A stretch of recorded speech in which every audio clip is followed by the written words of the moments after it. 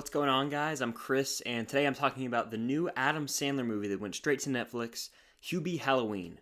Also, I put up my Baby Yoda finally. It's been sitting not on camera for like the past 2 months, so there's that. Despite his devotion to his hometown of Salem and its Halloween celebration, Hubie Dubois is a figure of mockery for kids and adults alike. But this year, something is going bump in the night, and it's up to Hubie to save Halloween. So going into this movie, I had absolutely zero expectations. I'm not even a huge Adam Sandler fan, truthfully. I like him in his serious roles like Punch Drunk Love and Uncut Gems.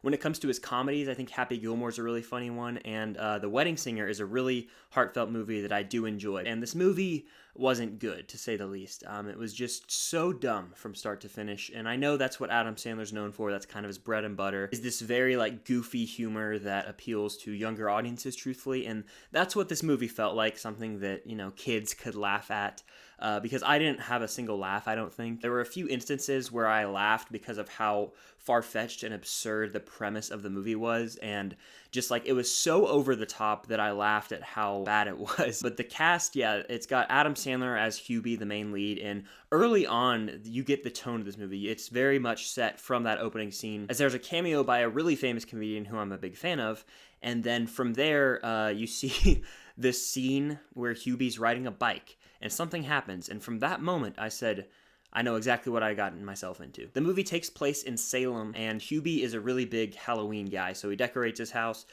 He's kind of an outcast. Everyone in the town makes fun of him no matter what. Everyone just hates the guy Hubie for no reason, honestly. He's just a nice person who is trying to do right for the city, and yeah, he can be a snitch sometimes, so he's definitely a very strict rule follower, but every single person in the city makes fun of the guy except for one girl, and then, you can maybe be able to predict what happens with there. That's an issue that I had with the movie, is its predictability. From the first 10 minutes, I was like, okay, I think I have an idea of exactly where this movie's going to end up. Was I right?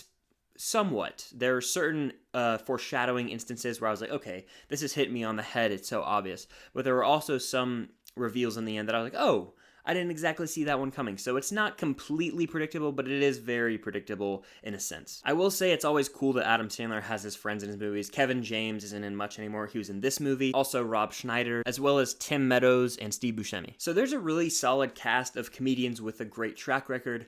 But when you put them all together, I didn't really dig the movie. I will say that the biggest the thing that I really enjoyed about this movie was that it captured the Halloween/fall feel perfectly. It really felt like I was trick-or-treating at a certain time in this movie, as it had the fall leaves, the color was there. It really felt like one of the Halloween movies from the horror franchise Halloween, as that movie does such a perfect job of capturing the fall feel. I think this movie does a great job of that, and I think that I have to pat it on the back for that reason. It got me excited for Halloween, but the final product was just a very dull movie that was so stupid and over the top. I never really had any laughs, but if that's your cup of tea, if you enjoy Adam Sandler comedies for how stupid they are, it's sort of heartfelt in the end, but overall it's just kind of a drag of movie that was way too long. It was an hour and 42 minutes, and anytime a comedy exceeds an hour and a half, it better be really funny and keep my interest in them. That wasn't the case here. I think this movie could have been an hour and 20 minutes, hour and 15 minutes, and it would have still gotten its point across. If I had to give this movie a rating on Letterboxd, it would probably be a 1.5 out of 5. So on my normal scale that I do on my videos, out of 10, that would be a 3 out of 10. Hubie Halloween, it happened. It's done. Never gonna watch it again. But if you guys watch this movie, let me know what you think of it down below. Definitely consider hitting the like button, and comment your favorite Adam Sandler comedy down below. I'd be interested to hear that, because I know that he has a ton, and there's a huge fan base for Adam Sandler, and I'm probably not the right guy to ask when it comes to Adam Sandler movies, just because I'm not a crazy big fan. If you haven't already, please consider subscribing to the channel. It would mean the world. If you've ever clicked on a video, liked a video, commented on a video, it really does mean so much. If you want to check out my merch store, I actually have a merch store. Link is in the description down below.